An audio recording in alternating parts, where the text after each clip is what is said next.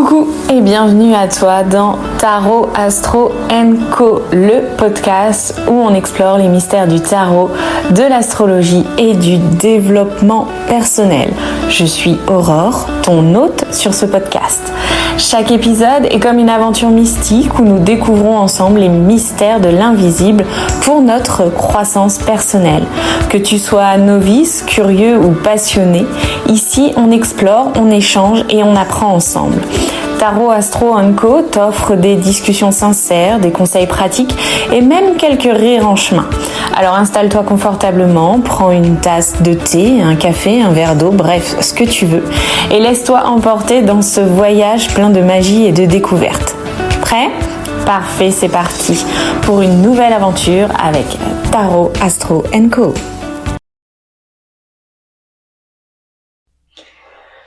Coucou, on se retrouve pour les énergies de ce mois de décembre de cette année 2024.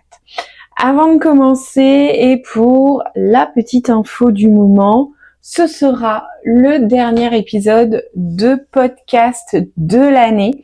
Je vais faire une pause et on se retrouve dès janvier pour les énergies de l'année 2025.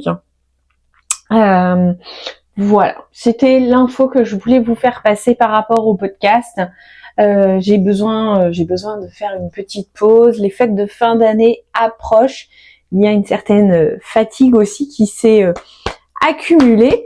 Donc voilà, donc je me suis dit qu'en décembre, je vous faisais les énergies de ce mois de décembre et qu'après, c'était une pause pour le podcast afin de se retrouver en forme en 2025. Pour ceux qui souhaitent continuer à me suivre, bien sûr, vous pouvez me suivre sur Instagram, voilà, quand je vous le dis qu'il y a de la fatigue qui commence à s'accumuler, et sur Patreon, où le contenu est programmé et que vous allez trouver aussi du contenu sur tout ce mois de décembre. Allez, c'est parti. On y va pour les énergies de ce mois de décembre. Pour ça, j'ai pris le tarot Histoire de sorcière. Et puis, on va aller voir tout simplement ce qu'il a à nous raconter. Allez, pour décembre, pour tous ceux qui écoutent le podcast ou YouTube. Ce podcast est aussi disponible, bien sûr, sur YouTube. Alors, j'ai deux cartes qui ont sauté et j'ai un couple royal. J'ai le roi et la reine de Pentacles. Alors déjà, on est dans des énergies d'ancrage, d'abondance, de sécurité. Pour moi, il y a plutôt quelque chose déjà de cool sur ce mois de décembre. On a ce couple royal qui est là, qui vient nous soutenir. Alors pourquoi pas, effectivement, on arrive sur les fêtes de fin d'année, des cadeaux à profusion, de l'argent. Bref, en tout cas, c'est tout ce que je vous souhaite, tout plein de choses. Allez, un petit peu plus dans le détail. Ce couple royal qui est là, qui a pour le coup sauté du jeu. On a ce roi de Pentacle dans le tarot Histoire de sorcière. C'est un roi qui est assis sur un trône. Trône qui est bien ancré dans le sol, hein, qui a d'ailleurs des lianes autour de cette chaise, et ces lianes qui semblent même aussi tenir ce roi de Pentacle. Il a dans une main qu'il tient paume vers le haut un très beau gâteau au chocolat et dans l'autre un verre de vin rouge. Il a à côté de lui son chien qui a sous ses pattes un très gros os, hein, je dis bien. Et à côté de lui, de l'autre côté, un bœuf avec une couronne de fleurs. Derrière, au loin, on voit sa maison qui ressemble beaucoup plus à un château qu'à une maison. Et il est dans des vignes, en tout cas ce qui semble être un vignoble, puisque je vois du raisin autour de lui. Ce roi, il est très ancré, donc il est dans l'abondance, il est dans tout ce qui est notion de presque de luxe, j'ai envie de dire, hein. Il profite de bien manger, de bien boire, il a une très belle maison, il a des animaux autour de lui. On a vraiment cette prestance, cette abondance pour lui. Et c'est sa reine, la reine qui l'accompagne, cette reine de Pentacle, et elle aussi assise sur un trône. Alors cette reine, on ne voit pas ses pieds, et en fait, on ne sait pas si c'est le trône qui a d'énormes racines, ou si c'est les pieds de la reine qui sont tellement ancrés dans le sol qu'elle en est devenue, que ses pieds sont devenus des racines. À ses pieds, elle a 3 chats qui s'amusent et qui dorment. On est entre les deux. À côté d'elle, elle a un coffre rempli d'or avec un chaton qui trône dessus. Et elle est aussi dans un verger luxuriant. Elle a beaucoup de fruits, beaucoup de raisins, ce qu'on pourrait aussi imaginer des pêches ou des pommes. Bref, elle est elle aussi entourée de nature et d'abondance. Elle a vraiment, vraiment avec ce couple, pour ce mois de décembre, je me dis qu'on est déjà dans de belles perspectives, dans de belles, très belles prévisions de festoiement. Je ne sais pas si ça se dit. En tout cas, la possibilité de festoyer richement. Et quand j'entends richement, c'est-à-dire avec cette notion de gratitude et d'abondance. Allez, je continue pour accompagner ce couple royal qui démarre ce mois de décembre quand même sous de très beaux auspices. Ok, j'ai la carte de la lune. Alors cette carte de la lune, elle parle de connexion, d'invisibilité, peut-être de secrets cachés. Est-ce que ce roi et cette reine ont des secrets? C'est possible. Peut-être aussi qu'ils ont une très très forte intuition qui leur permet d'être pleinement connectés à l'abondance, à cette notion de loi de l'attraction, à cette attractivité là qui leur permet de vivre richement. On a aussi cette carte de la lune qui, à l'occasion de ces fêtes de fin d'année, moi, m'évoque aussi cette notion peut-être de secret de famille, de non-dit.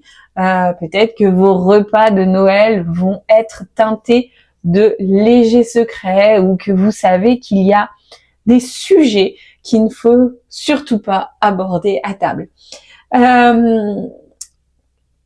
Pour moi, cette carte de la lune, elle parle aussi de cette idée de se connecter à l'invisible, de se connecter à plus grand que soi, mais aussi d'illusion.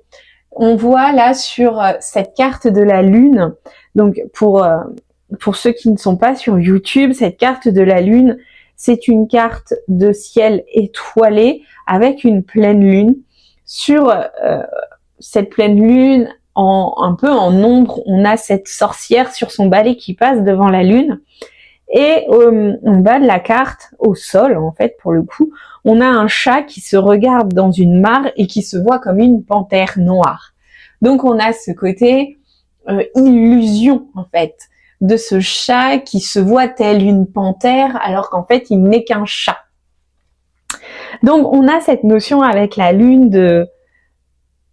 d'illusion, de secret, peut-être aussi de se connecter à ce qui n'est pas visible.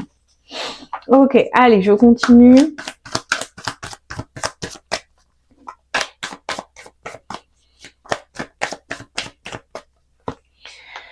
On a un 9 d'épée qui vient compléter cette carte de la lune. Alors, pour moi, ce 9 d'épée, ça parle de cauchemar, ça parle de rumination, ça parle de cerveau en ébullition.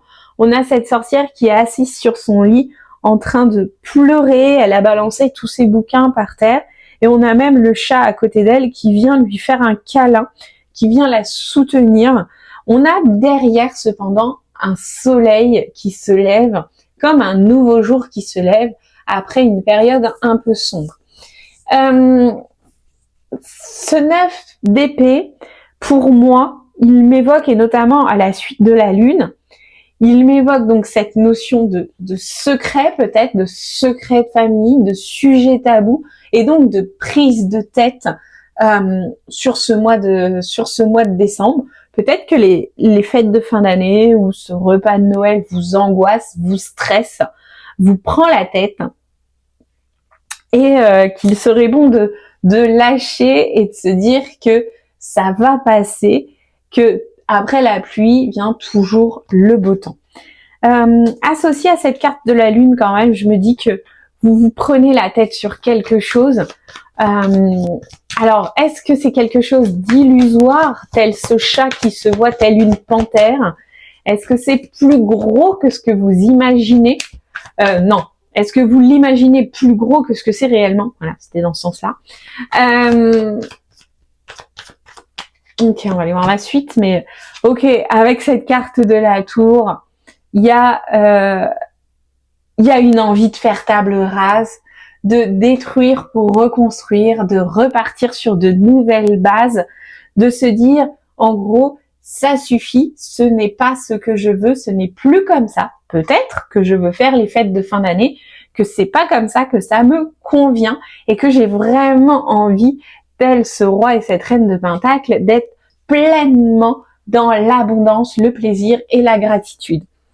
Sur cette carte de la tour, on voit cette sorcière avec un petit sourire narquois qui a détruit en fait sa tour. On voit la tour détruite, telle la tour de Pise en train de pencher, beaucoup plus abîmée que la tour de Pise, et qui est en train de fumer. Et elle semble contente. On sait que c'est elle qui a détruit la tour, puisque sa baguette est encore en train d'étinceler.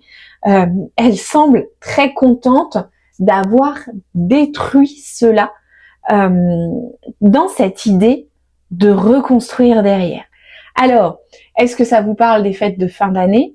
Est-ce que ça vous parle de nouveau travail? Est-ce que ça vous parle de déconstruire pour reconstruire, je sais pas moi, une famille, un travail, une passion, les fêtes de fin d'année, hein, puisqu'on est sur ce mois de décembre?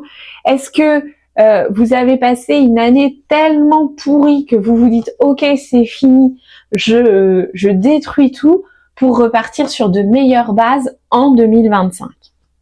Voilà. J'essaye de vous donner plusieurs possibilités pour que ça vous parle à tous. Ok, alors est-ce qu'on a encore des choses à voir pour cette fin d'année? Ok, une reine de coupe et une reine de bâton. Alors, j'ai de nouveau un couple royal avec deux reines qui là, alors on a quand même cette reine de pentacle qui parle d'ancrage, d'abondance, et là, une reine de coupe et une reine de bâton. On a quasiment sorti les 4 reines, il va nous manquer la reine d'épée. Cette reine de coupe, elle parle de connexion, d'intuition, de se relier à ses émotions. Et cette reine de bâton, elle vous dit clairement que vous êtes capable de tout mener, d'être l'acteur, l'actrice principale de votre vie, même le metteur en scène, même le scénariste. Bref, c'est à vous que revient tous les rôles dans votre vie et c'est à vous de mener votre vie comme vous l'entendez. C'est peut-être pour ça que l'on vous dit juste avant de déconstruire pour reconstruire et de déconstruire en vous connectant à vos émotions pour savoir ce qui est vraiment important pour vous, pour savoir ce qui a cette importance cruciale pour vous permettre d'aller mieux en 2025, vous permettre d'avancer sur 2025 et cette reine de bâton qui vous dit de toute manière, vous en êtes capable et c'est à vous de le faire, c'est à vous de mener la danse, c'est à vous d'organiser les festivités de fin d'année pour vous lancer sur cette nouvelle année à venir. Sur ce, je vous souhaite de très très belles fêtes de fin d'année. On se retrouve, comme je vous l'ai dit, en janvier pour les énergies de 2025. Moi, je fais une pause. Je vous souhaite donc de très très belles fêtes et je vous dis à très vite. Bye!